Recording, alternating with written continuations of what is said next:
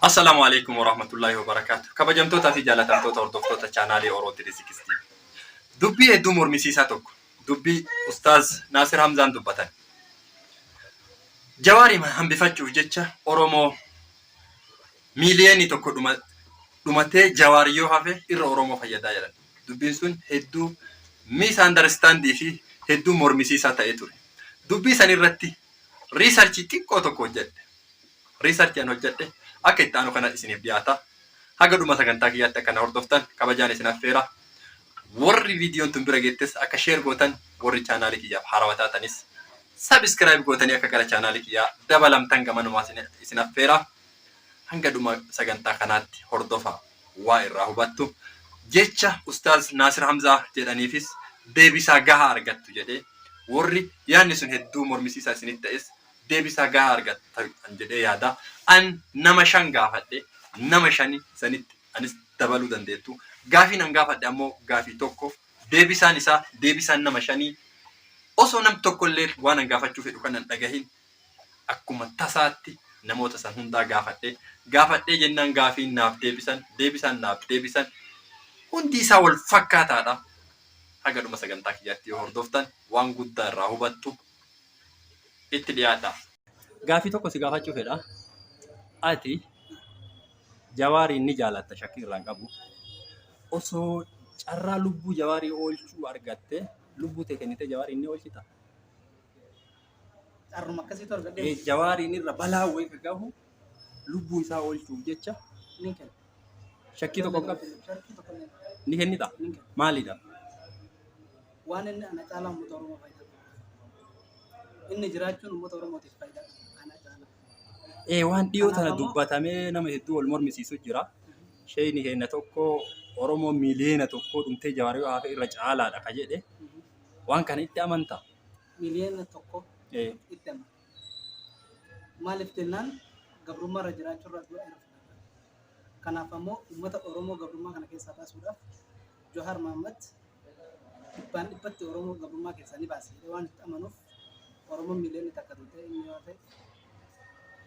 Galatoo. Salaamu alaikum. Waalaikum salaam. Gaafii tokko si gaafachuu fedha. Gaafiin an si gaafachuu barbaadu Jawaar Mohammad ni jaalatta? Jawaar Mohammad ni jaalatta jee galatoomi. Osoo rakkoo Jawaariin irra gahaa jiru maybe balaa wayii ta'uu danda'a. Isa oolchuudhaaf lubbuu tantee ni kennita? Dura lubbuu namaa kan oolchuu Rabbi.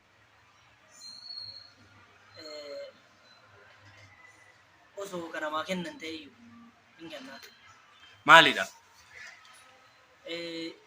Jaalalli uummata kanaa qabuuf kan akka isa sun uummata kan jaalachuu natti ulfaata.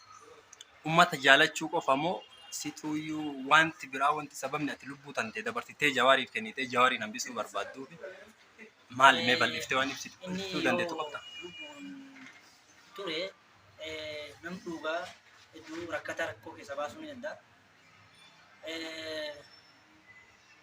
Rakkinni gargaraatiin kan uummata saphal'aa irra bu'u afaan isaatiif yaada isaatiin irraa hiikuu danda'a jedhu. Kana caalaa bal'iftee waan jettee yoo qabaatte jedhime. Kan caalaa wanti xiqqoo itti dabala. Uummati Oromoo Jawaar mana hidhaa taa'ee rakkachuu jiru kana hanga guyyaa inni lubbuun na du'ee jedhan eegee booyuu mannaa amma osoo inni jiruyyuu itti birmatee mana hidhaatii baafachuu wayyaa asumaan naaf sigiisi. Salaamu alaikum. Waalaikum salaam. Gaafii tokko si gaafachuu fedha. Jawaar Mohammad ni jaalatta? Sirriitti. Osoo addunyaa tanarratti akka tasaa taate balaa nuyi ka Jawaar irra gahu deemu balaa isarraa hambiftee lubbuu tantee kennitee balaa isa lubbuu isaa hambisuu lubbuu tantee ni kennita? Maalidha? Inni namni jibbu maaliif barreeffee Oromummaa isaatiif. Inni Oromoo ta'u wanni jibbamu guddaan namni Oromoo beekee jibbamu irra laallamee fakkeenya ati Oromoo jedhamte akka sareetti lallama. Inni Oromummaa fi ifa waan baasee lubbuu isaaf kennee lubbuu ta'e bakka isaa buusee inni Maaliidhaaf akka ati lubbuu tantee kennitee akka inni hafu barbaadde. Fakkeenyaaf sabni keenya ka ol beekee maqaa isaati. Yeroo inni waan faritti Oromoo yeroo sanitti Oromummaa keenya kabaayee kan namni hundi ittiin dubbatu. Kana caalaa waan jettee isa ibsitu yoo qabaatte illee ibsa. Jaalala isaaf qabsiisuu hin danda'u. Yoo danda'amee bakka isaa bu'ee inni ba'ee gaarii. Hayyee hedduu galatoomi. Assalaamu alaikum warahmatullahi wabarakatuh. Waalaikum salam warahmatullahi wabarakatuh. Mee gaafii tokko si gaafachuu fedha. Jawaar Muhammad ni jaalatta? Ni jaaladha akka dansatti. Osoo balaa Jawaariin irra gahuutti jiru wayii carraa argattee yeroo sanitti lubbuu kan kee kennite lubbuu Jawaarii hambisuu ka dandeettu taate lubbuu tantee ni kennita? Lubbuu kiyyallee kennuu baadhu akka lubbuu kiyyaatti jaaladha. Maaliif yoo jennee wal sobuun hin taatu Jawaar ni jaaladha. Garuyyuu bakka hamtuu isa gaadduu fi isa luututti obsan qabuuf. Ani lubbuu kiyya eebaluuf dabarsee kenna jedhee himuun soba fakkaata. Garuyyuu ni jaaladha akka nama tokkootitti. Nama hedduutu lubbuu isaaf laate. Ammoo lubbuu namaa Rabbiin gaafa fedhe fudhata. An lubbuu kiyya Jawaariif baasa jedhee dubbachuu qabu osoo hin taane ammoo hamtuu isarratti deemtu Rabbi hamtuu isarratti hin fidini. Ammoo carraa akkasillee ta'ee keessa oolee waan isarratti ta'amuuf yaalamu waan garaagaraa keessatti illee hirmaanne hirmaachuu dhabuu kiyyaafillee ittiin gaddu ammoo tuyyuu waan isarratti ta'amuuf deemu irratti obsan qabu bakka danda'e jechaadha. Jawaar immoo maal jettee ibsuu dandeetta? Mee Jawaar siif maali? Jawaar anaaf hayyuu goota qabsaadha waan jedhee ibsuu qabu kanaa walitti.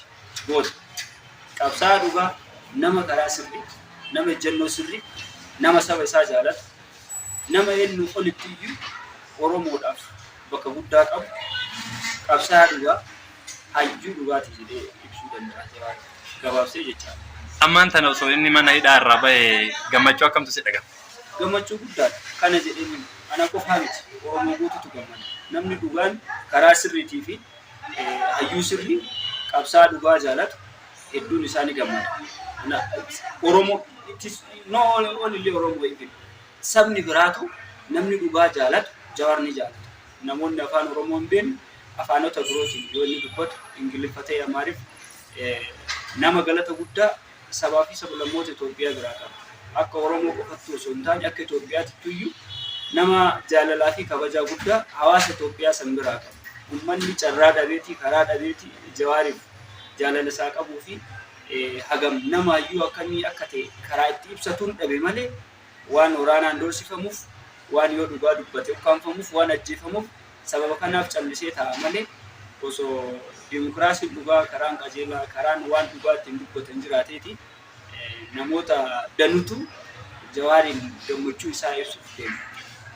Yeroo dhiyoo kana keessa sheekni keenya tokko Ustaaz Naazir Hamzaa namni miiliyoona tokko lubbuu isaa kennee Jawaariin osoo hambisanii isatu irra uummata Oromoo fayyada jedhee ture.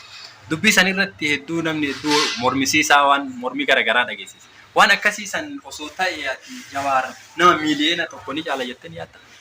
An Jawaar nama miiliyoona tokko hin caalaa osoo hin taane Jawaar akka nama tokkootitti maybe misunderstanding jiraachuu danda'a jecha san keessatti akki sheektichi itti dubbatanii fi akki hawaasni Oromoo itti faame garaagara ta'uu danda'a. Lubbuun nama cufaayyuu qixa yoo ta'u bu'aa keessatti wal caalti lubbuun nama.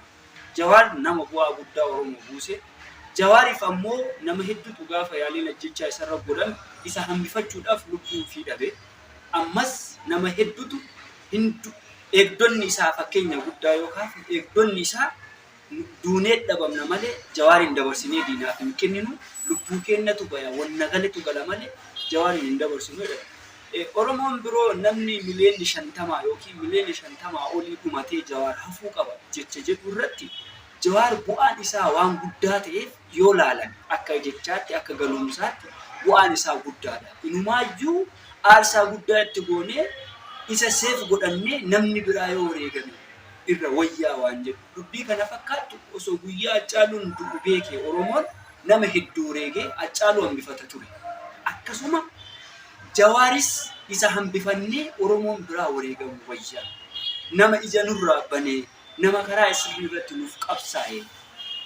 Waan kana ta'eef kiiloon Jawaar uummata Oromoo biraa qabuu fi anii fi ati uummata Oromoo bira yoo laalamne yookaan lubbuun namaa tan rabbitu uume ta nama cufaayyuu kiiloon nuti Jawaarii fi nuti Oromoo bira qabnu garagara. Namoota biroo nama akkanaaf si laakkayanii yookaan namoota biroo kan maqama Oromoo qofa himatee jiraatu laakkayanii Jawaarii fi isaan biratti yoo laalan Jawaar hafee ummanni sun jibba ummata sanii ta'uu osoo hin taane at least namni hafe sun seef ta'a. Nama hafe saniif ka hafe sun karaa sirrii irratti dhugaa ofii beekee falmatee cichoomee dhugaa isa du'e illee baasuudhaaf yoo inni hafe irra wayyaa waan jedhu akkasitti dubbate natti fakkaata isheen. Ayyee hedduu galatoomi ofii keetii yaada waan dubbachuu barbaadde yoo jiraate dubbadhuuti. Hangaafi kiyya xumuree jira. Tasuma na qabdee garuu iyyuu gaafi jabbuu na gaafattee ittillee yaanne inni aga kiyyatti yoo dongora illee qabaadhe hin beeku akkasuma jedhee yaada.